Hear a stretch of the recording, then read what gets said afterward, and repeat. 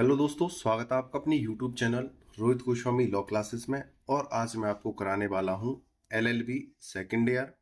Same है हमारा fourth, act है हमारा क्रिमिनोलॉजी, जिसे हम कहते हैं अपराध शास्त्र। कोड है हमारा 4004 और क्वेश्चन नंबर है हमारा 2।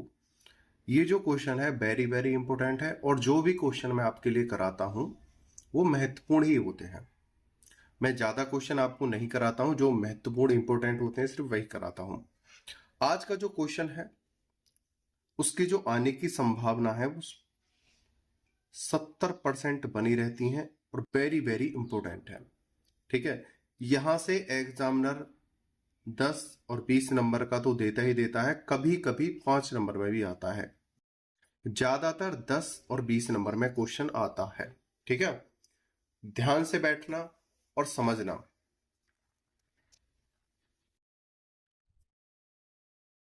क्वेश्चन नंबर 2, अपराध में व्यवहार प्रणाली से आप क्या समझते हैं?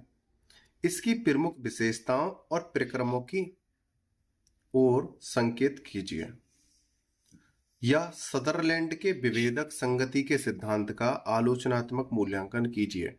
जो एग्जामिनर पूछेगा आपको आपसे, इसको कम, इसको यहां से ज्यादा पूछेगा, इसे यहां से ज्यादा पूछेगा। सदरलैंड के विभेदक संगति,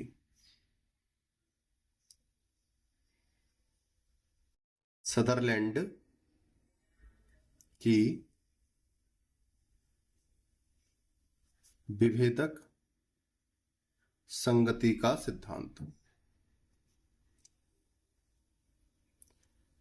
ये तो आप बिल्कुल रट लेना, एग्जामिनर देगा जरूर यहां से। अगर आपका लक खराब है, आपकी किस्मत आपके साथ नहीं है, तो दूसरी बात है। ठीक है, चलते हैं अपने आंसर की तरफ। आपराधिक व्यवहार प्रणाली। विभिन्न अपराध शास्त्रियों ने आपराधिक व्यवहार के भिन्न भिन्न कारण बताए हैं। जो विधिवेत्ता होते हैं, जो विधि बनाते हैं, इसी प्रकार से अपराध शास्त्र के भी विधिवेत्ता हैं। ठीक है, उन्होंने आपराधिक व्यवहार के भिन्न भिन्न कारण बताए हैं।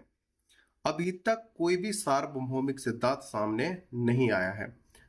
आपराधिक विधिवेत्ता जो हैं, जो इनके ऊपर रिसर्च करते रहते हैं, उन्होंने अपराध के ऊपर रिसर्च की और इसके भिन्न भिन्न कारण बताए हैं। लेकिन एक भी कारण ऐसा निश्चित और सटीक नहीं बैठता है जो अपराध को दर्शित करता हो, अपराध के कारण को दर्शित करता हो। सबका जो मत है वो कैसा होता है? भिन्न भिन्न। ठीक है, अगर कोई मत आपस में मिलता भी है तो उनमें आलोचना आ जाती है। ठीक है, आगे चलते हैं।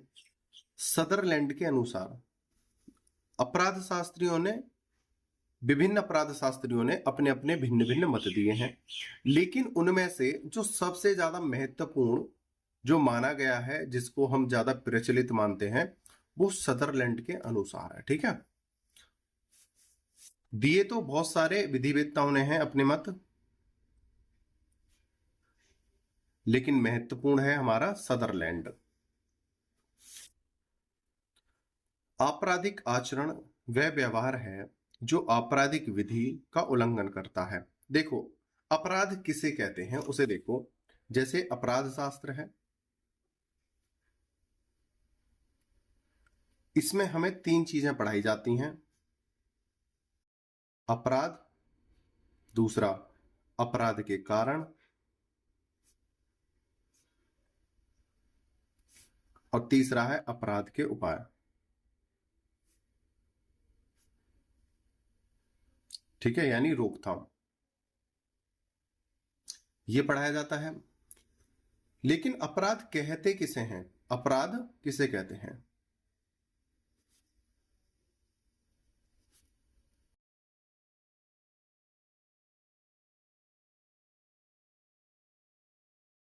जो विधि हमारी कानून विधि, जो हमारी विधि है, जो हमारा लॉ है, कानून है, जो हमारे ऊपर लागू होता है, जो लागू होता है या प्रवर्तन होता है। ठीक है, अगर कोई व्यक्ति लागू विधि को, लॉ को, कानून को अगर तोड़ता है या विधि के विपरीत कार्य करता है, जो हमारे लॉ या जो हमारे नियम, कायदा, कानून है उसके विपरीत कार्य करता है, उसको अपराध कहते हैं। ठीक है, आगे चलते हैं। आपराधिक आचरण वह व्यवहार है जो आपराधिक विधि का उल्लंघन करता है। अपराध किसे कहते हैं? अपराध आचरण क्या है? जो आपराधिक विधि का उल्लंघन करे। समझा दिया है बहुत अच्छे से। कोई कार्य कितना ही निंदनीय, अनैतिक या अनुचित क्यों ना हो, तब तक अपराध नहीं है जब तक कि वह आपराधिक विधि द्वारा वर्जित न हो। दूसरी बात और यहां पर बोली गई है कि दो पक्ष हैं। एक, भाई ध्यान से समझ लेना पॉइंटों को। ये वाला पॉइंट आपकी पूरी लॉ में लागू होगा, ये मत समझना कि सिर्फ ये क्रिमिनोलॉजी या अपराध शास्त्र में, ये आपकी पूरी लॉ पे लागू होगा। ए है और बी है। ए जो है समझने के लिए मान लेते हैं अपराधी है और ये एक आम नागरिक है, आम आदमी। ठीक है, ए का मन करा कि मैं बी को मारना चाहता हूं। ठीक है, ए ने अपने पास मारने के लिए चाकू या कोई हथियार, अन्य कोई हथियार हो सकता है, या इसने मारने के लिए कुछ शस्त्र इकट्ठे कर लिए। ठीक है, अब इसने क्या करा, टाइम भी बना लिया, टाइम फिक्स कर लिया, समय निश्चित कर लिया कि किस समय मारने जाना है। ठीक है, इन्होंने अपनी टीम भी गठित कर ली, टीम भी बना ली, और ये इसके जैसे यहां पर इसका निवास स्थान है या जहां पर बी का मालूम हो कि बी यहां पर मिल जाएगा, और ये सभी इकट्ठे होकर हाथों में हथियार लेके, डंडे लेके या अपनी टीम के साथ इसको मारने के लिए चल दिए। लेकिन जाते जाते इनके माइंड में एक बात आई कि यार चलो कोई बात नहीं है, एक बार उससे माफ कर देते हैं, अगली बार से अगर ये कोई परेशानी या दिक्कत करेगा तब हम इसे मारेंगे। ठीक है, लेकिन एक इसे मौका दे देते हैं। इनके मन में क्या हुआ, अपराध तो जगा, लेकिन ये अपराध करने से पहले ही वापस आ गए कि चलो छोड़ रहे हैं, इस बार वापस चल रहे हैं। तो यहां पर बोला गया है कि चाहे कोई भी कार्य कितना भी अनैतिक या विधि के विरुद्ध क्यों ना हो, लेकिन जब तक उसे अंजाम नहीं दे देते हैं, भाई अपराध तो तभी होता ना, या तो बी के हाथ पैर तोड़ देते, इस पे पिटाई लगाते या इसे मार देते, यानी इसकी मृत्यु हो जाती, तभी तो अपराध सिद्ध होता। लेकिन इनका क्या था, मन बदल गया। तो यहां पर यह बात बोली है, कोई भी कार्य कितना ही निंदनीय, अनैतिक या अनुचित क्यों ना हो, तब तक अपराध नहीं है जब तक कि वह आपराधिक विधि द्वारा वर्जित ना हो। ठीक है, इकट्ठे होकर जा रहे हैं, वो ये भी कह सकते थे कि हम कहीं वैसे घूमने जा रहे हैं। हथियार जो है भाई कोई हिलाते हुए दिखाते हुए तो जाएंगे नहीं, दुबका के जाएंगे। ठीक है, लेकिन इनकी जो मनोस्थिति थी, जो दशा थी, वो क्या हो गई, बदल गई। तो ये अपराध की श्रेणी में नहीं आएगा। अपराध वही होगा जिसमें कृत्य किया गया हो। ठीक है, आगे चलते हैं। अतः आपराधिक कार्यों में केवल एक ही सार्वभौमिक गुण है, और वह यह है कि वे सभी कानून के उल्लंघन माने जाते हैं। इन्होंने बोला है, सदरलैंड ने, कि अपराध की कोई सार्वभौमिक एक आधार किसी ने नहीं दिया है। सभी विधिवेत्ताओं ने, अपराध शास्त्र के विधिवेत्ताओं ने भिन्न भिन्न मत दिया है, लेकिन इनमें एक सटीकता सब में बैठती है। क्या सटीकता बैठती है? अपराधी छोटा हो या बड़ा हो, क्राइम छोटा करा हो या बड़ा करा हो, ठीक है, लेकिन सटीकता एक क्या बैठती है कि उसने विधि का उल्लंघन किया है, विधि का उल्लंघन। बस ये जो सटीकता है ये सभी की सेम बैठती है, बस एक कि उसने विधि का क्या करा है, उल्लंघन किया है अपराध में। अतः आपराधिक कार्यों में केवल एक ही सार्वभौमिक गुण है, और वह यह है कि वे सभी कानून के उल्लंघन माने जाते हैं। आपराधिक कार्यों में भिन्नता होती है, और यह भिन्नता, भाई अपराधी भी भिन्न भिन्न होते हैं, अपराधी भी भिन्न भिन्न होते हैं, और अपराध भी भिन्न भिन्न होते हैं। ठीक है भाई, अपराधी जैसे ए नाम का अपराधी है, बी नाम का अपराधी है, सी नाम का अपराधी है। अपराध जैसे चोरी, लूट, डकैती, हत्या, बलात्संग, ज्वेरी यानी दहेज, ठीक है, मारपीट, और एक टॉर्ट के जितने भी केस आते हैं अपकृत्य वाले, मानहानि, ये सारे क्या हैं? अपराध हैं। और ये क्या हैं? अपराधी हैं। ठीक है, इसमें इन्होंने बोला है कि आपराधिक कार्यों में भिन्नता होती है, और ये भिन्नता अब देखते हैं।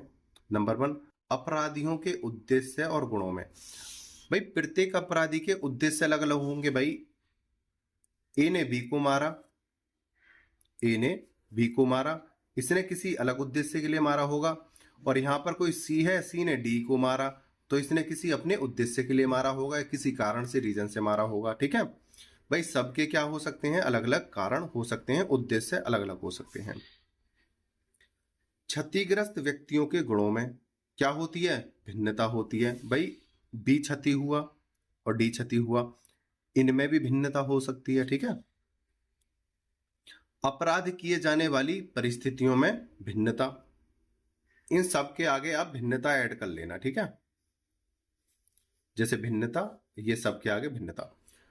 अपराध किए जाने वाली परिस्थितियों में भिन्नता, अपराध किए जाने के तरीकों में भिन्नता। भाई किसी ने गला दबाकर किसी का मर्डर कर दिया, किसी ने चाकू से किसी का मर्डर कर दिया, किसी ने छत से फेंक दिया, किसी ने नशे की गोली खिलाकर उसे मार दिया।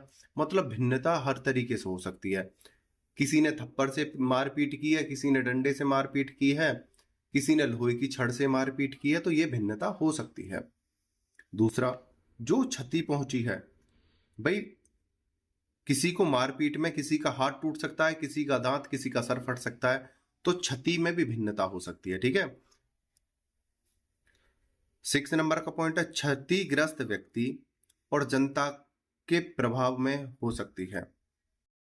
क्षति जो है, क्षतिग्रस्त जो है, क्षतिग्रस्त व्यक्ति और जनता के प्रभाव में भी में हो सकती है। इसका मतलब क्या है? यहां पर एक शब्द जो मिस हो रहा था, यहां पर आप भिन्नता ऐड कर लेना। ठीक है, क्षतिग्रस्त व्यक्ति और जनता के प्रभाव में भिन्नता हो सकती है। अतः स्पष्ट है कि कोई ऐसा सर्वमान्य सिद्धांत नहीं निकाला जा सकता है जो सभी अपराधों के नियंत्रण में समान रूप से लागू हो सके। ठीक है, यहां पर कहने का मतलब क्या था? सदरलैंड का कहने का मतलब क्या था कि कोई भी ऐसा नियम नहीं है, कोई भी ऐसा कायदा कानून नहीं है कि जो सभी अपराधियों पर एक तरह से लागू हो जाए। ठीक है, सभी के लिए अलग अलग दंड दिए जाएंगे। भाई अपराध अलग अलग प्रकार के हो सकते हैं, अपराधी अलग अलग हो सकते हैं, जैसा कि बताया है, अपराधी अलग अलग हो सकते हैं, अपराध अलग हो सकते हैं, उसी के अनुसार फिर उनको दंड दिया जाएगा। कोई भी विधि ऐसी नहीं है जो सभी पर एक जैसी लागू होती हो, कोई भी सिद्धांत ऐसा नहीं है जो सभी पर एक जैसा सही बैठता हो। ठीक है, आगे चलते हैं।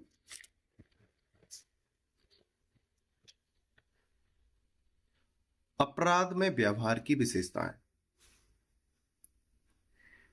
नंबर 1, आपराधिक कार्यों के अलावा इसमें भाषाएं, परिपाटियां, अपराध के प्रत्यक्ष सहयोगियों के मध्य आपसी सामाजिक संबंध, अन्य लोगों का अप्रत्यक्ष सहयोग आदि भी यूनिट से शामिल है। देखो इसमें और क्या भिन्नता पाई जाती हैं और अपराध में और क्या व्यवहार हैं, विशेषताएं पाई जाती हैं। देखो भाषाएं, भाई अपराधी विभिन्न विभिन्न स्थान के हो सकते हैं, उनकी भाषाएं अलग हो सकती हैं, उनकी परिपाटियां अलग हो सकती हैं। ठीक है, उनके अपराध अलग हो सकते हैं, उनकी टीम का उद्देश्य अलग हो सकता है, टीम का वर्क अलग हो सकता है। ठीक है, तो इस प्रकार से अलग अलग प्रकार की अलग अलग तरीके की विशेषताएं पाई जा सकती हैं। दूसरा है, व्यवहार प्रणाली किसी एक व्यक्ति में नहीं बल्कि कई व्यक्तियों में सामान्य रूप से पाई जाती है। दूसरा यहां पर बोला है कि ये जो अपराध की प्रकृति है,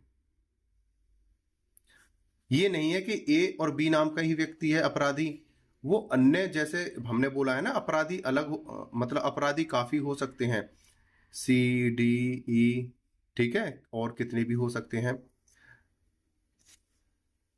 हो सकता है इनमें से जो काफी हैं, जैसे सपोज करो 10 अपराधी हैं, ठीक है, 10 अपराधियों में से कुछ अपराधी जैसे 2 अपराधी ऐसे भी निकल सकते हैं जिनका उद्देश्य सिर्फ क्या हो, पैसा लेकर मर्डर करना, पैसा लेके मर्डर करना यानी मृत्यु करना। तो इनमें क्या मिली, समानता मिली, ठीक है। तो इन दोनों के उद्देश्य मिल गए। तो यहां पर कहा गया है कि कुछ लोगों के व्यवहार और कार्य सेम हो सकते हैं, लेकिन जो क्षति पहुंचेगी वो अन्य व्यक्ति को पहुंचेगी, ठीक है, भिन्न भिन्न व्यक्तियों को पहुंचेगी। आगे चलते हैं। व्यवहार प्रणाली में भाग लेने वाले व्यक्तियों का संयुक्त सहयोग होता है। भाग लेने वाले व्यक्तियों के मध्य भावनाओं की पहचान रहती है। यहां पर क्या बोला है, जैसे बोलते हैं ना, जैसे को तैसा मिल ही जाता है, उसी प्रकार से अपराधी को अपराधी प्रकृति वाला व्यक्ति मिल ही जाता है, जैसे को तैसा मिल ही जाता है। जिस प्रकार से शराबी व्यक्ति को शराब का ठेका कहीं पर भी छोड़ दो आप उसे, दुनिया के किसी कोने पे वो शराब का ठेका ढूंढ लेता है शराबी व्यक्ति, उसी प्रकार से जिस अपराधी मन का व्यक्ति है वो उसी प्रकार के व्यक्ति को ढूंढ लेगा। आप अगर किसी अपराधी को ढूंढना चाहो, हम ढूंढना चाहें, नहीं देख पाएंगे, लेकिन जो अपराधी होते हैं उन्हें अपनी कैटेगरी के व्यक्ति अपने आप मिल जाते हैं, पहचान हो जाती है, ठीक है। व्यवहार प्रणाली में भाग लेने वाले व्यक्तियों का संयुक्त सहयोग होता है। भाग लेने वाले व्यक्तियों के मध्य भावनाओं की पहचान रहती है, एक दूसरे की भावनाओं को पहचान लेते हैं। आगे चलते हैं। आपराधिक व्यवहार के प्रक्रम। अपराधियों के जीवन के इतिहास में निम्नलिखित प्रक्रम यानी आरंभ हैं जो अपराधी और गैर अपराधी के बीच, वे अपराधी तथा अपराधी के बीच अंतर क्रियाओं में पाई जाती है।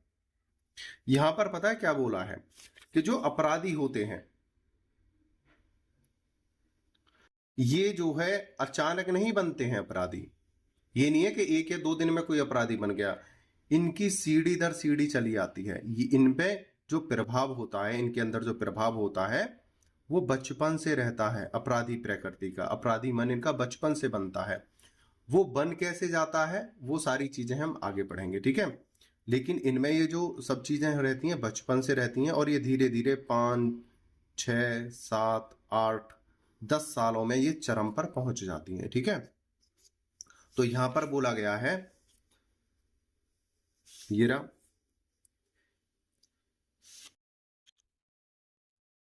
निम्नलिखित प्रक्रम आरंभ है जो अपराधी और गैर अपराधी के बीच, अपराधी तथा अपराधी के बीच, यहां पर बोला है इसमें क्या है, प्रक्रम आरंभ होते हैं। जैसे एक अपराधी है, ठीक है, और इसके संगत में आ गया गैर अपराधी, तो ये अब जैसा ही बना लेगा इसे, ठीक है। और ये अगर इसका भी मन थोड़ा ऐसा होगा कि मैं अपराध की दुनिया में जाना चाहता हूं, या इसका प्रभाव इसके ऊपर जरूर पड़ेगा थोड़ा बहुत, या अपराधी अपराधी हो और एक तो हो बड़ा अपराधी, ठीक है, और एक हो छोटा, ठीक है, जिसमें अभी छोटे छोटे अंकुर ही फूटे हों अपराध के। वो क्या सोचेगा, भाई मैं इसके जैसा बनूंगा, मुझे थोड़ा बड़ा नाम करना है, मुझे एनकाउंटर में जल्दी निपटना है, ऐसे उसकी जो क्या रहेगी, सोच रहेगी। आगे चलते हैं। के बीच अंतर क्रियाओं में पाई जाती है। नंबर 1, परिपक्वता। इसका तात्पर्य है कि किसी भी व्यक्ति में आपराधिकता अचानक उत्पन्न नहीं होती है, किसी भी व्यक्ति में यह धीरे धीरे पनपती है। अधिकतर आपराधिकता किसी बच्चे के माहौल व गलत संगति के कारण उत्पन्न होती है। आपराधिक प्रवृत्ति बच्चे में 12 से 13 वर्ष की उम्र में ही जन्म लेती है, जो 5 से 10 वर्षों में चरम पर पहुंच जाती है। जैसा कि मैंने भी बताया था, जो अपराध की स्थिति होती है वो अचानक नहीं बनती, वो धीरे धीरे से बनती है, उसके माहौल के ऊपर डिपेंड करती है। जो उसके आसपास के जो आचरण है उनके ऊपर डिपेंड करती है, ठीक है। और ये जो ज्यादातर पनपती है ये 10+ के बच्चों में ज्यादा पनपती है। अगर 10 साल का बच्चा है और उसे ऐसे माहौल में रखा गया है जहां पर अपराध प्रकृति वाले व्यक्ति हैं, या उसके घर में कोई अपराधी है, या इस बच्चे के ऊपर कोई अपराध कर, ये बच्चा सही है, बच्चे का माइंड मस्तिष्क से सही है, अगर इसके ऊपर अपराध हो रहा है तो ये गुस्से में, चिड़चिड़ेपन में ये अपराधी बन जाएगा। 10 साल से 13 साल के बीच की उम्र के जो अपराधी होते हैं ये बहुत ज्यादा भयंकर होते हैं। अगर 10 से 13 साल की बीच की उम्र के बच्चे के मन में अगर एक बार अपराध की छवि उत्पन्न हो गई और ये 5 से 10 साल के बीच में भयंकर वाले अपराधी बनते हैं, ठीक है। और अक्सर आपने देखा होगा जितने भी बदमाश होंगे, अपराधी होंगे, कम उम्र के पाए जाते हैं, ठीक है। क्रमिक संघर्ष अपराधियों और गैर अपराधियों में निरंतर संघर्ष चलता रहता है। यह संघर्ष अपराधी की गिरफ्तारी से आरंभ होता है और एक सीमा के बाद रुक जाता है। जैसे चंबल के डाकुओं द्वारा आत्मसमर्पण से यह संघर्ष रुक गया था। इसको थोड़ा सा हम एक्सप्लेन करते हैं और अभी आपको बताते हैं। जैसे स्टार्टिंग में मैंने बताया था, अपराधी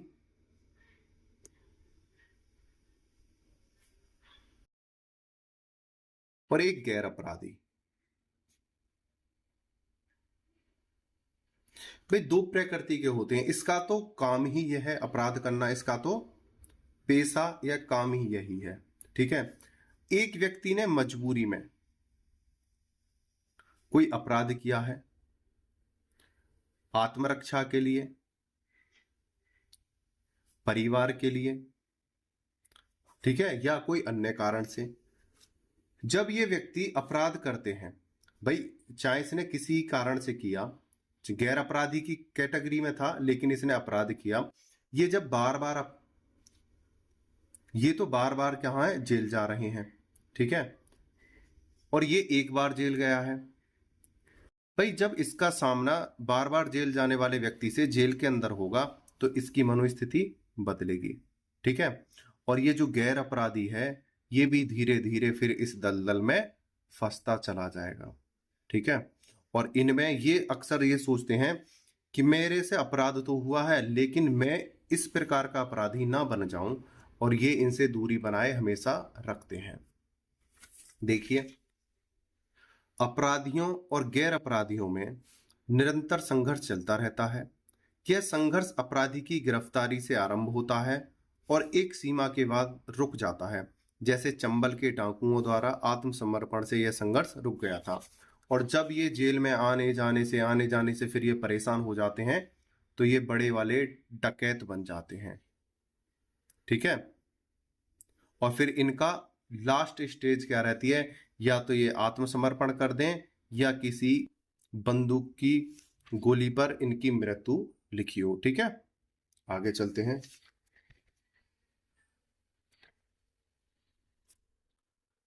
तीन, अपराध का फैशन। नए अपराध फैशन की तरह फैलते हैं। किसी अपराधी ने नए तकनीकी से अपराध किया तो लोग उसका तुरंत अनुकरण करने लगते हैं। अब बात आते हैं, आजकल सभी छोटे छोटे बच्चे हैं जो अपराध की दुनिया में जाना चाहते हैं, या कोई अपराधी हैं, ए है, बी, सी, डी, ये अपराधी हैं। अगर यहाँ पर ए ने किसी नए तरीके से कोई अपराध किया है, नए नए तरीके से अपराध किया है, तो ये बी, सी, डी और जो अन्य हैं वो भी सोचेंगे कि भाई हम भी इसी प्रकार से नया अपराध करें, ठीक है। व्यवसायीकरण। कुछ बड़े अपराधी अपराध को अपना व्यवसाय बना लेते हैं। अपराध की यह व्यवसायिकता अपराध घटित होने से पहले और बाद में भी चलती रहती है। अपराध के स्थान का पहले से निरीक्षण करना, मुकदमा लड़ने के लिए जमानत आदि का प्रबंध करना, जैसा कि हमने भी यहाँ पे एक्सप्लेन किया था। एक का तो कार्य और पेशा रहता है अपराध करने का, और एक बेचारा मजबूरी। बस सपोज करो ए है और ए का एक भाई है डी। डी को कोई बहुत ज्यादा पीट रहा है, और पीट कौन रहा है, एक बदमाश, ठीक है। ए अचानक आता है और ए को ए ने देखा कि मेरे भाई की जो हालत है बहुत ज्यादा गंभीर कर दी है इस बदमाश ने, और ए भी ताकतवर था, इसने आके इसे मार दिया। तो ये जो बदमाश मारा है ये मजबूरी में ही तो मारा है भाई इसने। एक ही मनोस्थिति तो ऐसी नहीं थी कि मैं इसे मारूं, लेकिन इसने अपनी फैमिली और परिवार के बचाव में उसको मारा। ठीक है। एक का पैसा क्या है? उनका पैसा ही यही है कि पैसे लेते हैं अपराध करते हैं, पैसे लेते हैं अपराध करते हैं। और इनका पूरा षड्यंत्र तैयार रहता है कि मैं इस प्रकार का अपराध करूंगा, जेल जाऊंगा, वकील कौन होगा, जमानत के लिए कौन व्यक्ति आएंगे, कितने दिन में जमानत होगी। ठीक है। ये सब षड्यंत्र बना रहता है। और आने के बाद फिर मैं कहां पे जाऊंगा, किस व्यक्ति को दोबारा से टपकाना है, किसे पीटना है, ये सारे इनके षड्यंत्र रहते हैं। सदरलैंड का विभेदक संगति का सिद्धांत। सदरलैंड ने एक सिद्धांत दिया है, विभेदक संगति का सिद्धांत। वेरी वेरी इंपॉर्टेंट है, काफी बार एग्जाम में आया है क्वेश्चन। आपराधिक व्यवहार को सीखने के लिए दो प्रकार के वैज्ञानिक सिद्धांत दिए जाते हैं। नंबर 1, प्रथम सिद्धांत। इसमें उन प्रक्रियाओं को आधार माना जाता है जो अपराध घटित होते समय क्रियाशील होती है। यह सिद्धांत भौतिक और जीव विज्ञानी विद्वानों द्वारा दिया जाता है। इसे गतिक सिद्धांत भी कहते हैं। यहां से भी आ सकता है सदरलैंड का जो आएगा, सदरलैंड का विभेदक सिद्धांत संगति का सिद्धांत बताइए, या वहां ये आ सकता है गतिक सिद्धांत। तो गतिक सिद्धांत में आप सदरलैंड का नाम लिखकर ये प्रथम सिद्धांत आप उसे में लिख देना। दूसरा सिद्धांत, इसमें अपराधी के पूर्व जीवन में क्रियाशील रहने वाली प्रक्रियाओं को आधार माना जाता है। यह सिद्धांत ऐतिहासिक तथा उत्पत्ति मूलक सिद्धांत कहा जाता है। ट्रायडे और सदरलैंड ने इसका स्पष्टीकरण किया है। इन सिद्धांतों को याद रखना, ऐतिहासिक एवं उत्पत्ति मूलक सिद्धांत, ये आपके 5-5 नंबर में आ सकते हैं। आगे चलते हैं। देखो इसमें एक्सप्लेन करने वाली कोई बात ही नहीं है, खामोखा आपका टाइम वेस्ट होगा, बहुत ही सिंपल चीजें हैं। ठीक है। सदरलैंड के अनुसार अपराधों का आविष्कार नहीं होता बल्कि ये सीखे जाते हैं। भाई इनका कोई आविष्कार तो होता नहीं है, ये क्या है, सीखे जाते हैं। एक व्यक्ति से दूसरे व्यक्ति में, दूसरे से तीसरे व्यक्ति में, ये आचरण वाइज बदलते रहते हैं, एक से दूसरे में जाते रहते हैं। ठीक है। इनके भी टीचर होते हैं, इनके भी टीचर होते हैं अपराध सिखाने वाले। सदरलैंड के भेदीय संगति के सिद्धांत के प्रमुख तत्व निम्न प्रकार हैं। आपराधिक व्यवहार सीखा जाता है। जिस प्रकार कोई व्यक्ति किसी मशीन का आविष्कार तब तक नहीं कर सकता जब तक कि वह मशीनरी की शिक्षा में प्रशिक्षित ना हो। ठीक है भाई, अब हम अपने ऊपर एग्जांपल लेते हैं। हम लॉ की तैयारी कर रहे हैं, लॉ का पेपर देने जाएंगे, क्रिमिनोलॉजी का। जब तक हमने क्रिमिनोलॉजी पेपर की तैयारी नहीं की होगी तो हम उसका पेपर नहीं दे सकते हैं। ठीक है। उसी प्रकार से यहां पर एग्जांपल दिया है, जब तक हम मशीन का कार्य नहीं सीखेंगे तो हम मशीन का आविष्कार नहीं कर सकते हैं। उसी प्रकार अपराध की खोज तब तक नहीं की जा सकती जब तक कि उसे आपराधिक व्यवहार का प्रशिक्षण न हो। जैसे ए है, ए बहुत बड़ा क्या है, अपराधी, और एक बी है, बहुत छोटा सा बच्चा है, 10-11 साल का है। ठीक है। अब ये इसके करतूतों को, इसके कार्यों को, कृत्यों को देखता रहता है, और इसकी भी मनोस्थिति ऐसी है कि मैं इसे भी अब जैसा बना लूं। तो ये भाई इसका टीचर हो गया और ये इसे भी अपराधी बना देगा। और फिर ये, जैसे हम अपने क्रिमिनोलॉजी पेपर की तैयारी कर रहे हैं और ये भी फिर अपनी तैयारी करेगा अपराध के लिए। ठीक है। और फिर हम लोग बन जाएंगे वकील, फिर हम इसे पहुंचाएंगे जेल। ठीक है। आगे चलते हैं। आपराधिक व्यवहार कैसे सीखा जाता है? आपराधिक व्यवहार दूसरे आपराधिक व्यक्ति के साथ रहकर सीखा जाता है। यह उसके आचरण या हाव भाव से उत्पन्न हो सकता है। आपराधिक व्यवहार का प्रमुख भाग व्यक्तिगत समूह के अंदर सीखा जाता है। देखो यहां पर बोला है, एक चीज बोली गई है जैसे ए है, बी है, सी है, डी है, ये एक अपराधियों का क्या है, ग्रुप है। ठीक है। और यहां पर ही एक ई नाम का कोई व्यक्ति आ गया है इन्हीं के साथ रहने को, तो जो इनकी छवि है, इनका जो प्रभाव है, इनका जो व्यवहार है, ये इसके ऊपर भी पड़ेगा और ये अपराध प्रकृति का व्यक्ति हो जाएगा। ठीक है। इसकी एक आलोचना है, वो मैं भी इसे समझाने के बाद अभी बताता हूं। ठीक है। आपराधिक व्यवहार का प्रमुख भाग व्यक्तिगत समूह के अंदर सीखा जाता है। मतलब जहां पर ज्यादा अपराधी हो और ऐसी संगति में कोई आम आदमी जाके चला फंस जाए, उसमें थोड़ा बहुत आपराधिक लक्षण है, लेकिन वो इनसे संपर्क में आकर बड़ा अपराधी बन जाएगा। तथा अमानवीय साधनों, सिनेमा, समाचार पत्रों, रेडियो आदि की भूमिका अपेक्षाकृत कम महत्वपूर्ण होती है। देखो अपराधी सबसे ज्यादा व्यवहार से सीखता है। जैसे ई है, इन अपराधी व्यक्तियों के साथ रहेगा तो ज्यादा बड़ा अपराधी बनेगा। सिनेमा, समाचार पत्रों, रेडियो आदि से ज्यादा नहीं सीख सकता है। मतलब मनोस्थिति तो उसकी रहेगी उस प्रकार की, लेकिन ज्यादा जो अपराध सीखेगा वो व्यवहार में रहकर ही, एक्सपेरिमेंट कर करके ही, एग्जाम्पल्स ले लेकर ही वो सीखेगा वहां से। अब आलोचना की बात करते हैं। मैं बोल रहा था आलोचना बताऊंगा इसकी। यह बात तो सही है कि कोई भी व्यक्ति आम व्यक्ति है, इसकी थोड़ी सी बुद्धि भ्रष्ट है, थोड़ा सा ये अपराधी है। ठीक है। अगर ये ज्यादा बड़े अपराधी के पास जाएगा तो ये अपराधी की प्रवृत्ति और ज्यादा अपना लेगा। लेकिन मेरा मानना ये है कि चाहे ए, बी, सी, डी, ई, मतलब चाहे कितने भी अपराधी क्यों ना हो, यह बात गलत है कि वे दूसरे व्यक्ति को अपने जैसा बना लेंगे। यह गलत है भाई।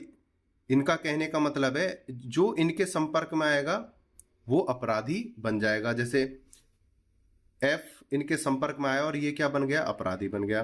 तो ये बात भाई कहीं तक गलत है कि भाई ये जिसके संपर्क में आएंगे ये तो अपराधी बनते जाएंगे। तो इसी प्रकार से ये तो एक कड़ी बन जाएगी। एफ की संगत में कोई दो आए, 1 और 2, ये अपराधी बन गए।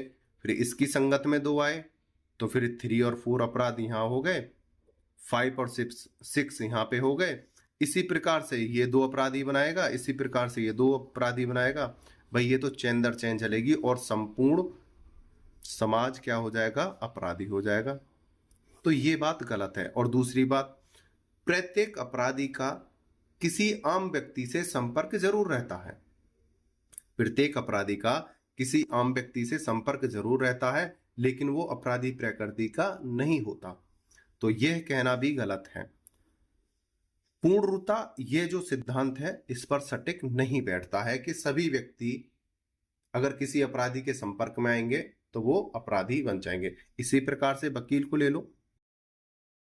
भाई वकील का तो पेशा ही ये है अपराधियों के साथ हमेशा तालमेल बनाकर रहना, क्योंकि अपराधियों से इनके संपर्क होते रहते हैं। तो क्या वकील थोड़ी अपराधी हो जाएंगे, जज थोड़ी अपराधी हो जाएंगे, पुलिस थोड़ी अपराधी हो जाएगी। इनके अपवाद जरूर मिल सकते हैं। ठीक है, अपवाद जरूर मिल सकते हैं, लेकिन प्रत्येक ये तो रात दिन इनके साथ में ही रहते हैं, तो क्या ये अपराधी थोड़ी हो गए। तो ये सिद्धांत थोड़ा सटीक नहीं बैठता है। आगे चलते हैं। कोई व्यक्ति कब अपराधी बनता है? जब किसी व्यक्ति के उल्लंघन कानून संहिता पालन वाली मान्यताओं से अधिक हो जाते हैं तो वह व्यक्ति अपराधी व्यक्ति बन जाता है। यही भेदीय संगति का सिद्धांत है। यहां पर एक छोटा सा एक पॉइंट दे दिया है इन्होंने, ज्यादा बात यहां पर नहीं रखी है। इन्होंने बोला है अपराधी कब बनता है? अपराधी तब बनता है जब जैसे कोई विधि है, विधि का कोई उल्लंघन करता रहता है, एक बार किया, 2 बार किया, 3 बार किया, फिर वो अपराधी की कैटेगरी में आ जाता है। जो व्यक्ति 1 2 3 4 बार लगातार विधि का उल्लंघन करता रहेगा, वो अपराधी बन जाता है। ठीक है, साधारण सी बात है। और इसी को कहते हैं भेदीय संगति का सिद्धांत। तीसरा, वो चौथा पॉइंट है, भेदीय संगति लोचदार होती है। भेदीय संगति की आवृत्ति, समयावधि, वरीयता तथा उग्रता में भिन्नता आ सकती है। वरीयता के अलग होने का यह अभिप्राय है कि यदि बचपन में अपराधी या गैर अपराधी मान्यताएं बन गई हैं तो उनका प्रभाव लंबे समय तक रहेगा।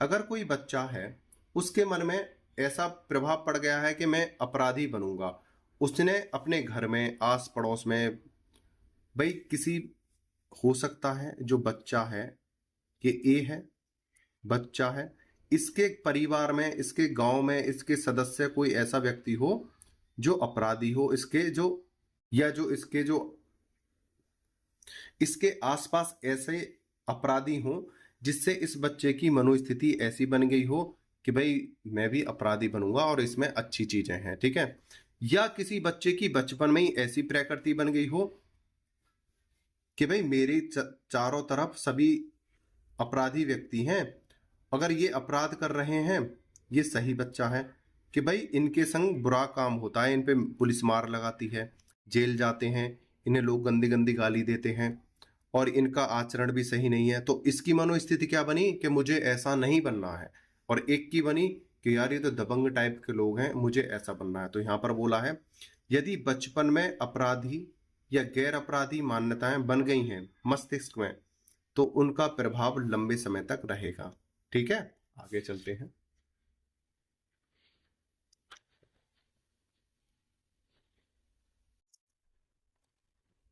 आलोचना, अब इसकी आलोचना देखते हैं। सदरलैंड के भेदीय संगति सिद्धांत की निम्नलिखित आलोचना पर आधारों पर आलोचना की गई है, आधारों पर आलोचना की गई है या की जाती है। नंबर 1, यह देखा गया है कि वे सभी व्यक्ति जो अपराधियों के संपर्क में आते हैं अपराधी नहीं होते, जैसा कि मैंने यहां पर एक्सप्लेन किया है। जैसे ये अपराधी हैं, इसके संपर्क में जो भी व्यक्ति आएगा वो अपराधी नहीं हो जाएगा। ठीक है। दूसरा, इसका उत्तर देते हुए सदरलैंड ने कहा कि कोई व्यक्ति अपराधी तभी बनता है जब उस पर आपराधिक मान्यताओं का प्रभाव विरोधी मान्यताओं की अपेक्षा अधिक होता है। यानी अपराधी व्यक्ति तभी बनता है जब उसके मस्तिष्क में पहले से ही कोई ऐसा बीज उत्पन्न हो अपराधी बनने का, या उसकी जो है वर्तमान स्थिति इस प्रकार से उसे परेशान करे कि अब मुझे अपराधी बनकर ही रहना है। जैसे उसके परिवार को कोई परेशान करे, उस व्यक्ति को कोई परेशान करे। ठीक है, इसकी मनोस्थिति को लोग चेंज करते हो तब अपराधी बनता है। ऐसे संपर्क में आने से अपराधी नहीं बनता है व्यक्ति।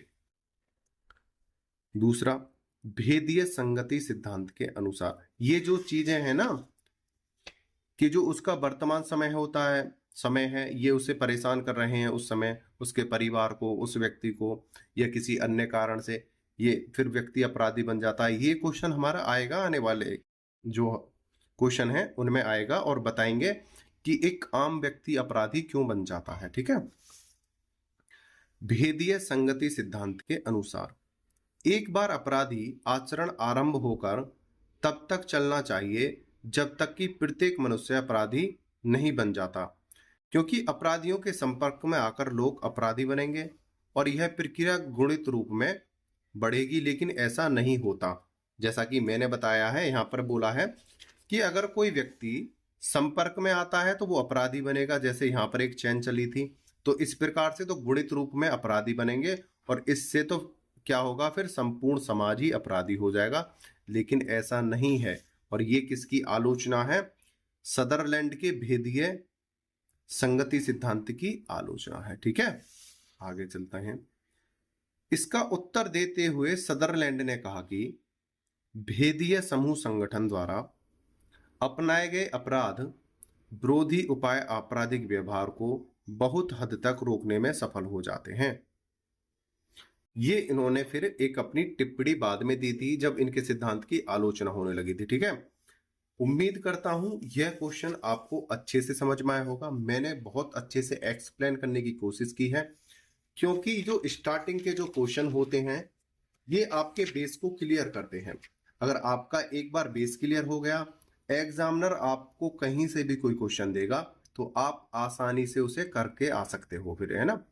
इसलिए मैं आपके बेस को मजबूत करना चाहता हूं।